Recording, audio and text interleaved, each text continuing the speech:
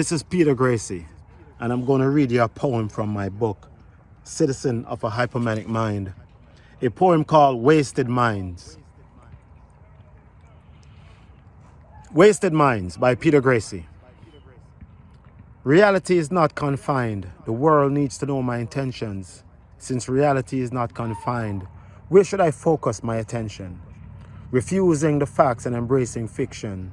Out of control mind, no answers, more questions. Dangerous potentials of a wasted mind, restricting yourself from a different kind. Distinguishing the differences between fact and fiction. Distinguishing the differences between right and wrong. A concept of paradise and a concept of hell.